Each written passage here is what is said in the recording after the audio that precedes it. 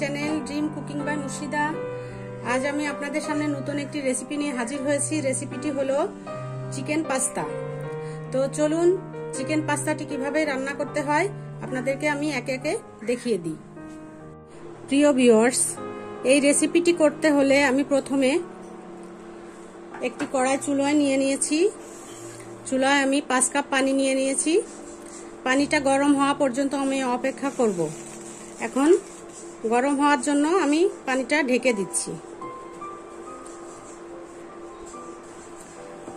প্রিয় ভিউয়ার্স, আমি এখন আমার পানিটি ফুটে উঠেছে।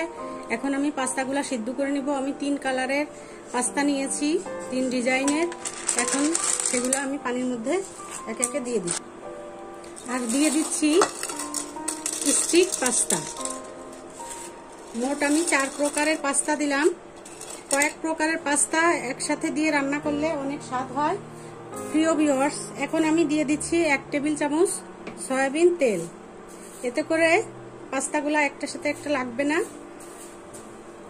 আর দিয়ে দিচ্ছি 1 চা চামচ লবণ। এখন দিয়ে একটু নেড়ে চেড়ে দিচ্ছি। এখন আমি 7 মিনিটের জন্য আমি ঢেকে দিচ্ছি। প্রিয় ভিউয়ার্স, আমার পাস্তাগুলো সিদ্ধ হয়ে গিয়েছে। এখন আমি এটা পানি ঝরিয়ে নিচ্ছি। প্রিয় ভিউয়ার্স, আমি পাস্তাটা রান্না করার জন্য যে গোশটা কেটে নিয়েছিলাম, মুরগির বুকের গোশটা, এখন আমি ওটা আপনাদেরকে ম্যারিনেট করে দেখাচ্ছি। তো প্রথমে দিয়ে নিয়েছি 1/2 চা চামচ আদা আর 1/2 চা চামচ রসুন বাটা। আর নিয়ে নিচ্ছি সামান্য একটু লবণ। এখন দিয়ে দিচ্ছি 1 চা চামচ সয়া সস, দিচ্ছি 1/2 চা চামচ শুকনা মরিচের গুঁড়া। এখন আমি এটা ভালোভাবে মেখে নিচ্ছি। এখন আমি এটা 10 মিনিটের জন্য ম্যারিনেট করে রেখে দিব। প্রিয় ভিউয়ার্স, এখন আমি আমার একটি কড়াই চুলায় নিয়ে নিয়েছি। কড়াইতে আমি এখন অল্প কিছু পরিমাণ তেল দিয়ে দিচ্ছি। আমি 2টো ডিম নিয়ে নিয়েছি। ডিম দুটা আগে আমি একটু তেলের মধ্যে ভেজে নেব। ডিম দুটা বেশি ঘন ঘন নাড়াচাড়া করা যাবে না, একটু জমে গেলে তারপরে নাড়াচাড়া করতে হবে। এর মধ্যে আমি 1 চিমটি লবণ দিয়ে দিলাম।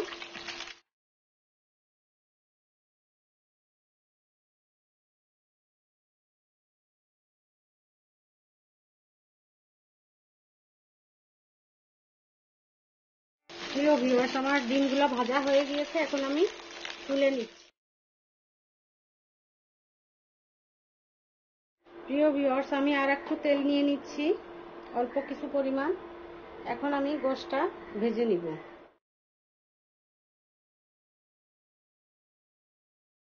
এখন আমি নেড়ে চেড়ে গোশটা ভেজে নিব। একটু পানিটা শুকানো পর্যন্ত আমি গোশটা ভেজে নিব। প্রিয় ভিউয়ার্স, আমার গোশগুলো ভাজা হয়ে গিয়েছে। এখন আমি গোশগুলা তুলে নিচ্ছি। এখন আমি বাকি তেলটা দিয়ে দিচ্ছি। তো এই পর্যায়ে আমি আপনাদেরকে দেখাচ্ছি, আমি 1 কাপ পেঁয়াজ কেটে নিয়েছিলাম আর কিছু মরিচ এভাবে একটু লম্বা লম্বা টাইপ করে কেটে নিয়েছি। পেঁয়াজগুলা এভাবে বড় বড় টুকরা করে নিয়েছি।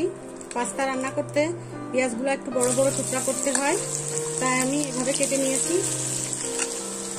তো পেঁয়াজগুলা তেলের মধ্যে দিয়ে দিলাম।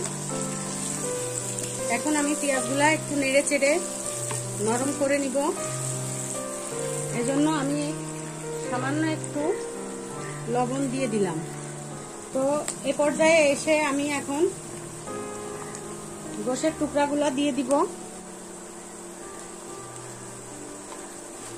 এখন দিয়ে দিচ্ছি ডিমের টুকরাগুলা। এখন একসাথে নেড়ে চেড়ে ভেজে নিচ্ছি। আর এখন দিয়ে দিচ্ছি 1/4 কাপ টমেটো সস। সসটা দিয়ে একটু নেড়ে চেড়ে নিচ্ছি। আমি 1/2 চা চামচ লবণ দিয়ে দিচ্ছি। এখন দিয়ে দিচ্ছি আমি ক্যাপসিকাম কেটে রেখেছিলাম এভাবে লম্বা লম্বা করে, সবুজ ক্যাপসিকাম। লাল ক্যাপসিকাম এবং হলুদ ক্যাপসিকাম। আমি সবগুলা ক্যাপসিকাম 1 কাপ মতো কেটে নিয়েছি। এখন আমি এগুলা দিয়ে একটু নেড়ে চেড়ে রান্না করে নিব। পাস্তাগুলা সিদ্ধ করে রেখেছিলাম, পাস্তাগুলা আমি এক একে দিয়ে দিচ্ছি।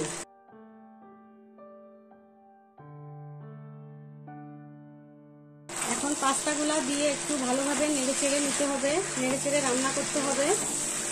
হাই হিটে রান্না করতে হবে, চুলার তাপটা কমানো যাবে না। পাস্তা সবসময় হাই হিটে রান্না করতে হয় আর বারবার নেড়ে চেড়ে রান্না করতে হয়। আমি এখন 2-3 মিনিট এভাবে নেড়ে চেড়ে রান্না করব। এ পর্যায়ে এসে আমি 2টি টমেটো এভাবে লম্বা লম্বা করে কেটে রেখেছিলাম, এটা দিয়ে দিচ্ছি। টমেটোটা একটু পরেই দিতে হবে, কেননা আগে দিলে টমেটোটা গলে যেত, এই জন্য আমি একটু পরেই দিয়ে দিলাম।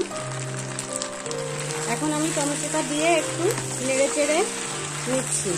প্রিয় ভিউয়ার্স, এখন আমি 1 চা চামচ টেস্টিং সল্ট দিয়ে দিচ্ছি, একটু নেড়ে চেড়ে নিচ্ছি।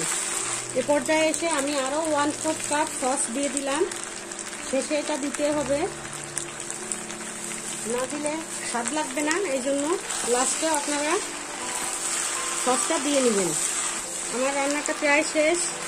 এখন আমি আর 2-1 মিনিট নাড়াচাড়া করব, তারপরে আমার রেসিপিটি সম্পূর্ণ কমপ্লিট হয়ে যাবে।